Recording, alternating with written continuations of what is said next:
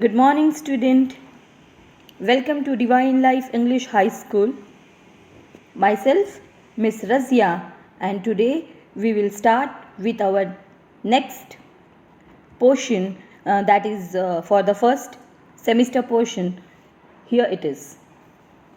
So, from Unit 2, 2.4, The Pulley.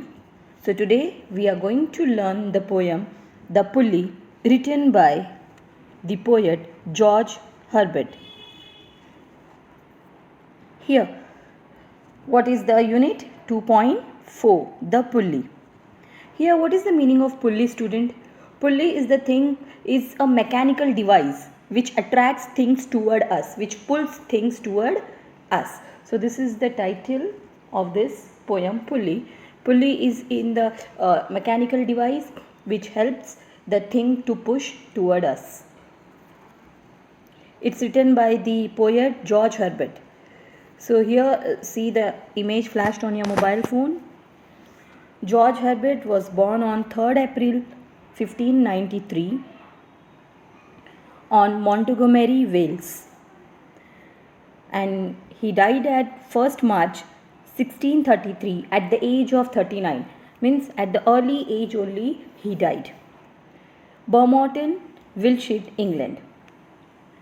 So here this poet has thought very differently, and by his profession he is a priest also. He is a priest means he is a father of a Church of England. So his ideas were very much metaphysical here in the sense study of a nature connected to human life, study of the human nature. So this poet always get attached to the nature which has been created by God, and this thing he has beautifully explained through this poem, The Pulley. Let's see. The Pulley. So here is some detail about the poet George Herbert. As I said you, he was born on 1593 and died at 1633. Means he lived at the age till 39 aged. He lived and he died. He was a Welsh poet. Welsh, it's a country in a southwest area of Britain. So Welsh, here it's a country which comes in Britain in England. He was priest by profession. As I said you, he was the poet as well as the priest. Priest, you can say the father of the church by profession. He wrote religious poem with a lot of imaginary and conceit. Now, as he was a priest, means he was more attached to Godwards. You know, priest, fathers, you can say Pandit, Maulanas, all these are what are the devotees, are the worshippers, and they worship God. So they must have a great knowledge about the values and about the good deeds. So here this poet is also, he wrote many religious poem. He wrote many religious poem with lots of imaginary. In that his imagination was more there. And conceit. What is the meaning of conceit? Conceit here means pride. Pride. He is very much pride of himself that he is been attached to God. So here he wrote many imaginary as well as conceit means pride, success, or you can say a pride of God, value of God he has written in that poem. The poem exhibits a strange but two-way relationship between God and his worshipper. So exhibit here means show. This poem shows a strange relationship between, here it shows a relationship between the God and his worshipper. Here two person is been mentioned in this poem, that is God and the worshipper. So here the poem exhibit a relation between God and the worshipper. So here two personality has been mentioned over here. Who are the two personality? The God, the who has created us, and the second person is the worshipper who worship God. Okay. Though he had bestowed here means gift. He has showered gift his worshipper with all his blessing. Somewhere he hold them up with a pulley drawn to be grateful to him in all our endure. So here, uh, this in this poem, George Herbert, the poet, has beautifully explained the relation between God and his worshipper. He said that God has showered, means given, he has gifted, bestowed means gifted, his worshipper. Worshipper means me, we human being, we are the worshippers who worship gods, who praise God. So here God has given us everything. Whatever we want, we just pray and God has given us. But some or the other world, God has hold. He kept with him one thing for, so that we can try hard for that things. So with the help of that pulley, I said you, pulley is a mechanical device which helps things to attract us. So God has kept one thing with us, so that with that thing he can just pull us towards him. So God gives so many precious gifts to the devotee, but at the same time, God also accepts something in return. What does he accept?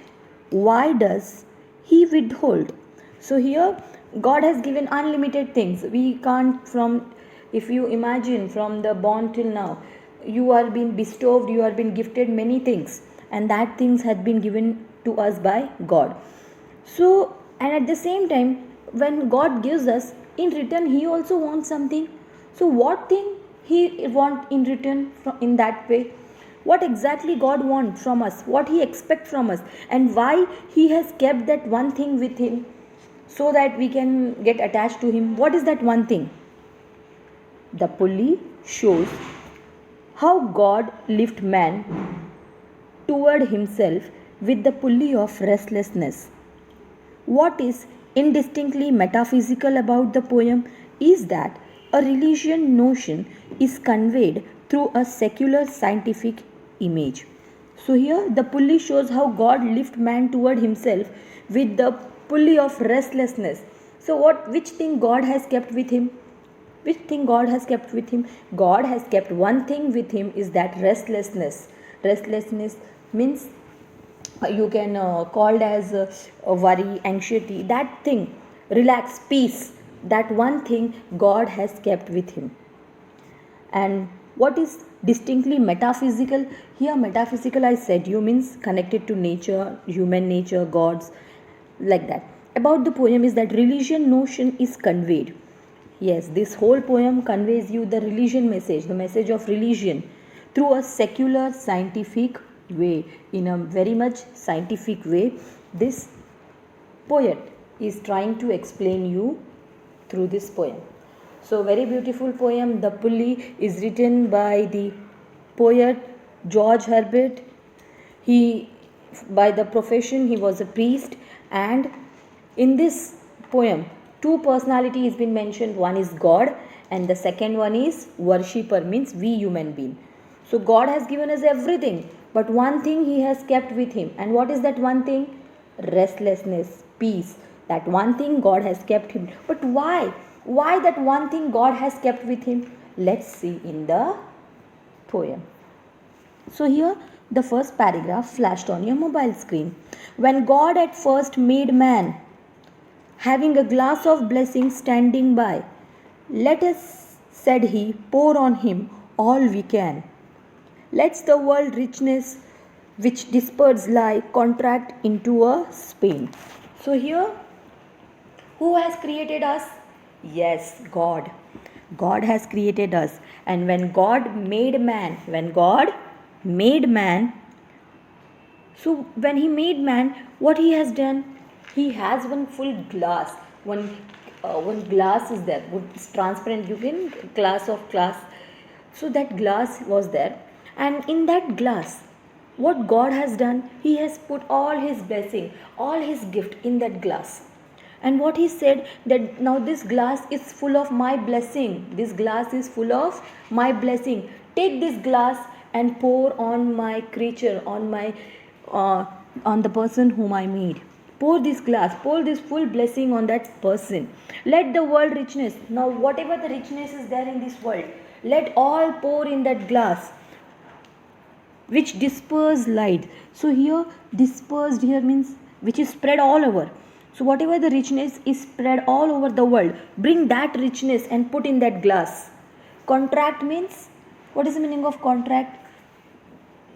Contract means bring all that richness in one place and put in that small glass and pour that glass on my creature, on the person whom I made, and let him get all my blessing.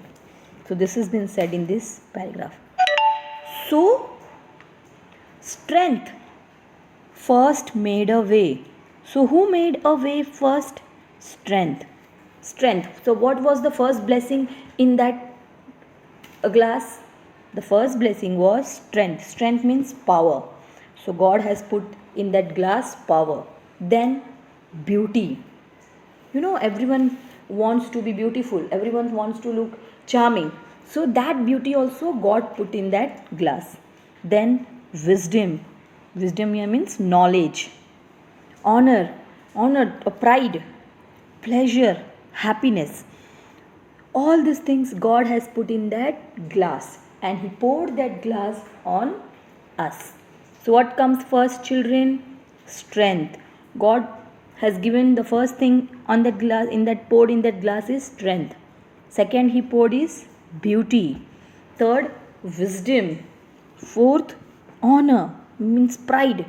You want to be honored by something. You must have seen in this lesson, in previous lesson only, we have studied about great Arjun Singh, a captain of AOC, Indian Air Force. So he also been honored by that fine medal. So honored is a pride which we want. So God that put that honor also in that glass. Pleasure means happiness. So all these 5 things God has put in that glass. When almost all was out, God made us stay. When all this God has put in that glass, then He made us stay. Stay means He stopped. Perceiving means God was noticing that already I had put strength, beauty, wisdom, honor, pleasure. Now I will stop. Perceiving means noticing that alone of all His treasure, rest in the bottom lay. So rest means what, children? Peace, which is the most important thing in our life. We human beings will never be satisfied unless we have peace with us. So here God has kept at the last He kept with Him rest. Rest in the bottom lay means God has kept rest in the bottom. I hope you understand this second paragraph. Let's move on to the next one. For if I should, said He, bestowed this jewel also on my creature, He could adore my gift instead of me.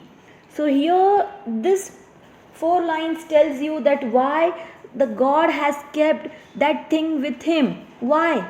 See here. For if I should said He, bestowed this jewel. Bestowed, I said, means gift. This jewel also on my creature. If God said that, if this rest also I will give to my creature, also if I will give to my creature means we human being, if He gives us the rest also, He could adore my gift instead of me. Adore means love. Adore here means love. So what we human will do. We human beings are very selfish. How much will be given to us now? Our needs are never satisfied. We want more and more. So here, if we get that thing also, which thing? Rest. If we get rest also in our life, peace, relaxation, enjoyment, that relaxation also if we'll get, we will adore the gift. We will love that gift. Wow, God has given us rest also instead of me. So we will forget God also. Why? Because why we go to God, children? Whenever we are sad, whenever we want something, whenever we are unrelaxed, whenever we are in tension, worries, means we are not in rest position. That time we go to God. If God will give everything to us and we will never be sad, we will never be rest, we will never be in unhappy, so we will never go to God. We will never admire Him. So because of this reason, God noticed that if I give this blessing also, if I bestow this gift also to my creature, he will adore my gift. He will like my gift instead of me. Instead of loving me, he will love my gift. and rest in nature, not the God of nature. And he will relax, he will enjoy the nature, he will live happily in the nature, enjoy whatever he gets instead of enjoying with God. He will not enjoy with God. Why he will enjoy? Because God had already given him everything. Rest also, peace also, happiness also, rich also, beauty. Everything God has given him. He doesn't want anything. Then why he will go to God? That is why God has kept one thing. With the help of the pulley, God attract us ourselves towards him with the help of restlessness. So if I'll ask you which thing God has kept with him, that is what? Restlessness. So both should be loser. So here God has even very nicely said, so both should be loser. Here God said that, here the poet says that, not God said, the poet said that, so both may be loser. Here if God bestow this restlessness to his creature, and the creature will get everything in his life, he will not come to God. So in this case, if you will see, both will be loser. Why? Because God will think that I have given so much things to my creature, and the creature does not comes to me, he does not say thanks to me. And here the creature, the man and woman, the creature, what they will think, I have got everything, now what I want, why I should go to God? So here in this condition, both may be the loser. See the next line. Yet let him keep the rest, but keep them with ripening restlessness. So here God said, let him keep the rest. I will give them rest also, but not completely. Keep them with ripening. What is the meaning of ripening? Continuous anxiety. Anxious means fear. No, he will not get totally relaxed.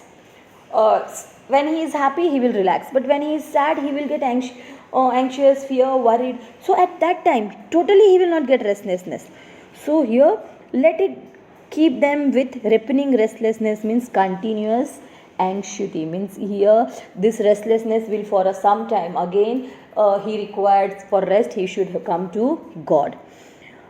Let him be rich and very, and at least, if goodness lead him not, yet worriness may tossed him to my breast. Beautifully said, very beautifully said. Here, God is telling that I have kept my last blessing at the bottom, at the end of the glass, rest. I have not completely poured that on my creature. Why? Because if I give that gift also to my creature, they will forget me.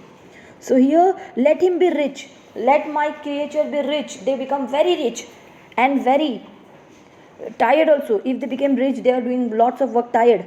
At last, if good thing does not lead means bring him to me. If they are happy, when in the happy condition, if they don't remind me, I have no problem. In the happy condition, in the happy situation, if they don't come to me, they don't remind me, yet worriness may toss him to my breast. Worriness here means what? That tiredness, their peace of mind, their unhappiness, their restlessness will bring them towards me. So for that, I am keeping with me the blessing known as restlessness. So here the poet George Herbert had beautifully explained through the poem Pulley that that we human beings are attached to God because we want rest, we want peace of mind. That's why we are attached to God, and for that purpose only God has kept with him the one blessing, and that is what? Restlessness. The poem ends with God having the last sayings, because what would be a time when all the richness in the world would also not give man satisfaction?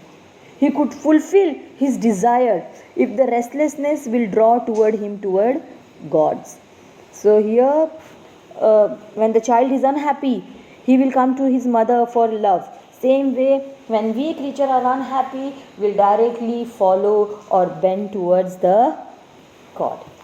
So this was the theme and the poet which he wants to convey to us, the idea of the poet which he wants to convey to us. I hope you have understand this poem. I want you to go through this poem completely once again, read each and every paragraph, and let me know which paragraph you didn't understand. So student, I hope you have understand the poem.